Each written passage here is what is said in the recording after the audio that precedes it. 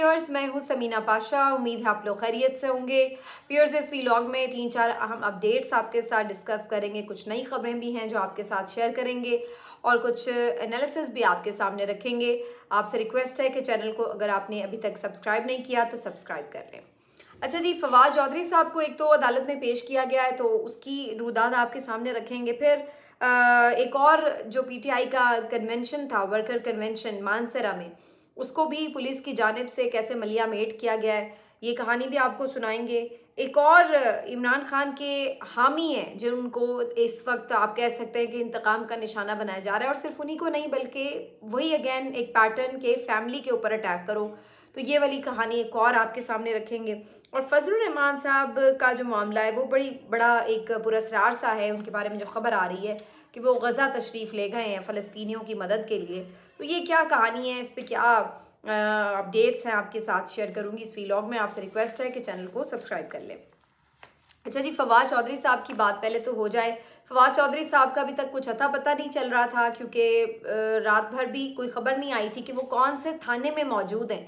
उनके भाई फैसल चौधरी साहब से बार बार हम रब्ता करते रहे, तो उनको नहीं मालूम था कि वो कौन से थाने में मौजूद हैं, क्योंकि वो मुख्तलिफ थानों में इधर उधर चक्कर लगा रहे थे, लेकिन कहीं पर भी फवाद चौधरी साहब बहरहाल मौजूद नहीं थे। तो उनकी गिरफ्तारी की ज़रूर गई, लेकिन वो किसी थाने में मौजूद थे या नहीं, ये एक अलग सवाल है कि वो फिर कहाँ थे रात भर और कहाँ उन्हें रखा गया और क्या उनसे कहा जा रहा था, ये एक सवाल तो बहरहाल मौजूद रहेगा।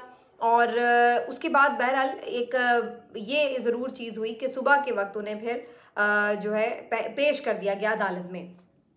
अच्छा जी, चौधरी साहब को जो अदालत में पेश किया गया है, तो ये बड़ा एक ऐसा वाक़या है कि जो पहले भी हम इस तरह के मनाजिर देख चुके हैं।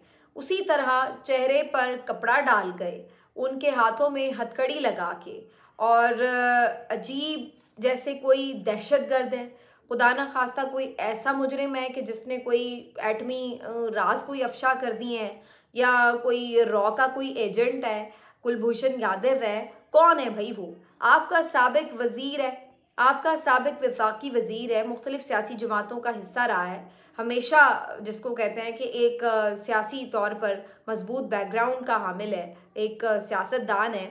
आप बहुत दफ़ा फवाद चौधरी साहब के इख्तिलाफात कर सकते हैं, नज़रियात से भी, सियासी तर्ज अमल से भी, बिल्कुल हर एक किसी के हो सकते हैं, लेकिन ये कौन सा तरीका है कि आप इस तरीके से किसी को ह्यूमिलिएट करें, उसकी तजलील करें, क्योंकि इसका बज़ाहिर और कोई मकसद नहीं है। देखिए, अगर आप उनको गिरफ्तार कर चुके हैं, आप उन्हें अदालत में लेकर आ रहे हैं, तो उन्हें आम तरीके से भी अदालत में लाया जा सकता था बड़े आसानी से।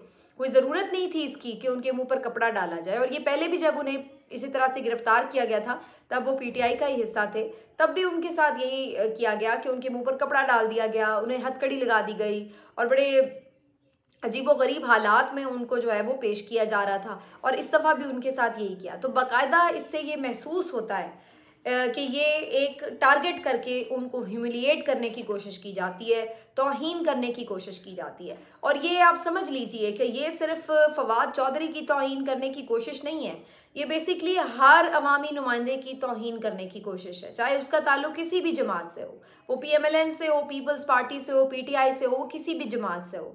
बात यह है कि जब आप किसी एक के लिए चुप हो जाते हैं, जब आप किसी एक की तजलील बर्दाश्त कर लेते हैं, तो वो कल को किसी भी आपके साथ भी होगा, क्योंकि होगा ये कि आपने उस चीज़ को तस्लीम कर लिया, उसको ठीक मान लिया, उसके खिलाफ आप नहीं बोले और आपने कहा कि ये ठीक है। तो फिर जो ताकतवर हैं वो ये समझ जाएंगे कि भाई आज हम इनके साथ कर सकते हैं, हमने इन्हें डरा धमका के, बदतमीज़ी करके, तौहीन करके चुप करवा लिया, तो कल को हम दूसरों को भी ऐसे करवा सकते हैं। क्योंकि ये तो आपको पता है, ये तो सर्कल हमारा चल रहा है ना, 75 साल से आगे भी चलेगा, क्योंकि अभी तक तो कोई हालात नज़र नहीं आते कि ये किस तरह से हम इस चक्कर से निकलेंगे। तो ये आज PMLN फेवरेट है, कल कोई दूसरी पार्टी फेवरेट होगी, तब PMLN के साथ ये हो रहा होगा, फिर तीसरी कोई पार्टी फेवरेट होगी, तो ये तो चक्कर चलना ही चल रहा है। तो आप सियासतदानों के लिए मेरा ख्याल है ये सोचने का मकाम है कि आपने कब तक इन लोगों के हाथों कठपुतलियां बनना है, कब तक आप लोगों ने इनके इशारों पे चलना है, कब तक आप लोगों ने इनको अपने कंधे फराहम करने हैं।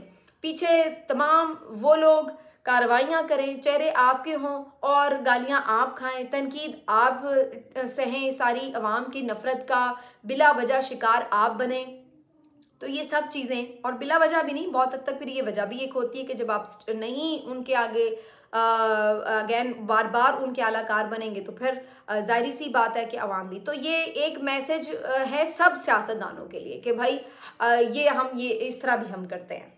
तो उसको जो है अब मैं देख रही थी कि बहुत सारे ऐसे नाकदीन जो रहे हैं फवाद चौधरी साहब के नाकिद, और बहुत सारे सहाफ़ियों में भी इवन नाकिद जो रहे हैं वो भी इस चीज़ को कंडेम कर रहे हैं, और अच्छी बात है, करना चाहिए हर एक को। मेरा ख्याल है इसमें सियासतदानों को भी खुलकर सामने आना चाहिए। और ये कोई ऐसा सीरियस केस कुछ भी नहीं है, सबको मालूम है कि ये कितने बोगस केसेस हैं। कल तो पता चल रहा था कोई एहतजाज का केस है, आज कहानी कुछ और ही सामने आ रही थी अदालत में कि जनाब कोई लेन देन का मामला है, किसी शहरी की दरख्वास्त पर उन्हें गिरफ्तार किया गया है। कोई 50 लाख रुपए जी शहरी से फवाद चौधरी साहब ने मुबैना तौर पर लिए, उन्हें नौकरी का झांसा दिया, बाद में नौकरी भी नहीं दी, पैसे भी नहीं दिए, तो वगैरह वगैरह। इस वजह से जी अब उसके खिलाफ कार्रवाई याद आई है। तो इंतहाई ये भोंडा किस्म का केस, हर कोई इस बात को समझ सकता है। अगर ऐसा ही कोई केस था तो इतने अरसे से आपने क्यों उसके खिलाफ कार्रवाई नहीं की? और वो शहरी जिसकी ये नामालूम दरख्वास्त थी वो वहाँ पे तशरीफ़ भी नहीं लाया हुआ था, यानी उसको कोई परवाही नहीं थी। और अदालत और रियासत को इतनी परवाह थी, पुलिस को इतनी परवाह थी कि वो उस शहरी की दरख्वास्त पर जो है वो हलकान होती फिर रही है।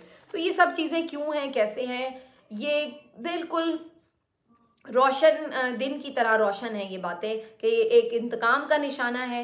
बात पूरी तरह नहीं मानी गई फवाद चौधरी की तरफ से, तो इस बात का गुस्सा है और उनको उस बात के लिए मजबूर करने के लिए ये सारे हथकंडे हैं इंतहाई घटिया किस्म के, और ये किसी के साथ भी हों ये काबिल मज़म्मत है। तो बहरहाल जी फवाद चौधरी साहब को अब 2 रोज़ा जिस्मानी रिमांड पर पुलिस के हवाले भी कर दिया गया उस मुअज़्ज़ज़ शहरी की दरख्वास्त के बाद।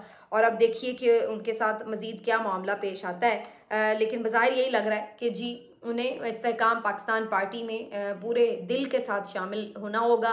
यानी ये एक जबरी शादी है, और ये एक ऐसी जबरी शादी है कि जिसमें मुस्कुराना भी ज़रूरी है, आपने खुश होने की एक्टिंग भी करनी है, ये भी नाटक करना है कि भाई आप पूरे दिल से ये शादी कर रहे हैं। तो ये फिल्मों ड्रामों में हम इस तरह की अक्सर चीज़ें देखा करते हैं। तो ये इसी किस्म की एक्टिंग जो है वो फवाद चौधरी साहब से करवाना चाह रहे हैं कि भाई पूरी तरह आपने खुश रहने की एक्टिंग भी करनी है। क्या बड़ी रजामंदी से इस शादी में शामिल हैं, आपकी रजामंदी भी, और उसको बचाने के लिए आपने पूरी कोशिश भी करनी है, जलसे भी करवाने हैं, टॉक शोज़ में दिफा भी करना है, और इमरान खान को बुरा भला भी कहना है वगैरह वगैरह। तो बड़ी लंबी जो है जो विश लिस्ट बन चुकी है अब।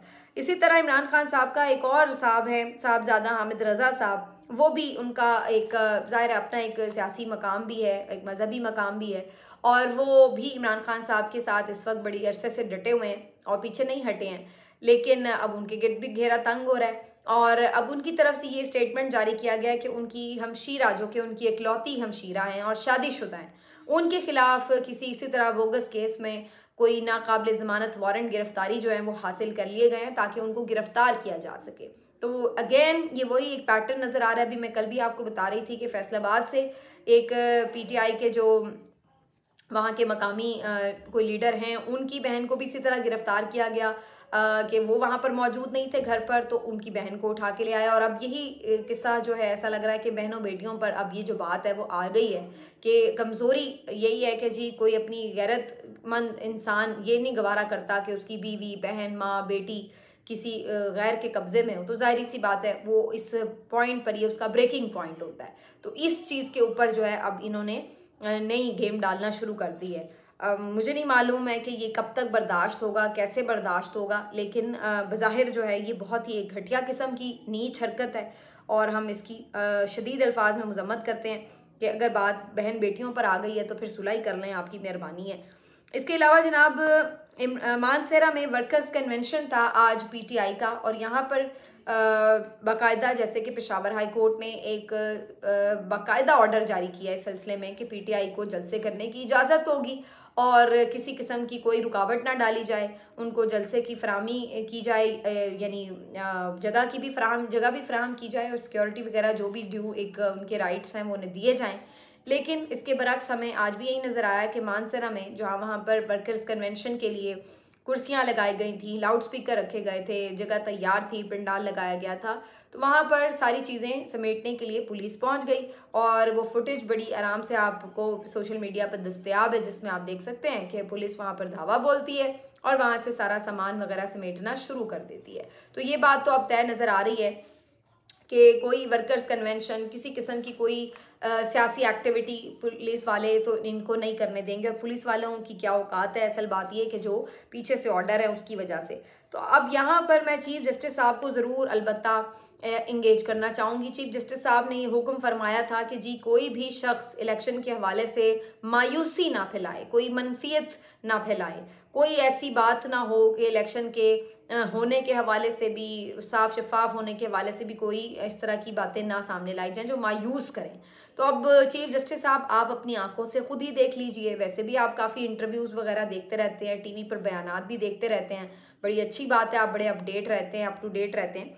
लेकिन ज़रा आप ये फरमा दीजिए कि इनके ऊपर आप क्या कहेंगे। ये देखिए, ये तो लोग मायूसी फैला रहे हैं, ये तो अगर किसी जमात को नहीं कोई एक्टिविटी करने दे रहे तो ये तो फिर मायूस करने वाली बात है आवाम को कि भाई कोई जलसा नहीं हो रहा, कोई इलेक्शन विलेक्शन नहीं, कोई कुछ नहीं।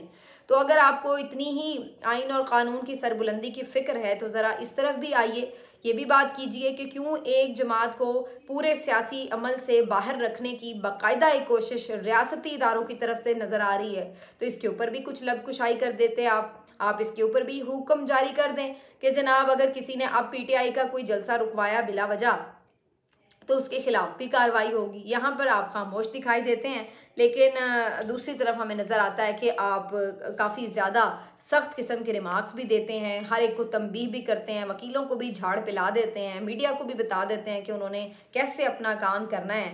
लेकिन दूसरी तरफ हमें नज़र आता है कि आप जैसे बिल्कुल आंखें बंद कर लेते हैं और बहुत सारी चीज़ें आपकी आंखों से ओझल भी हो जाती हैं। तो ये अब इंश्योर करना यकीनी तौर पर अदालतों का काम है कि उनके अहकामात को कैसे हवा में उड़ाया जा रहा है और वो इसके ऊपर खामोश तमाशाई बन के देखते रहेंगे या फिर इसके अलावा भी कोई कार्रवाई करेंगे।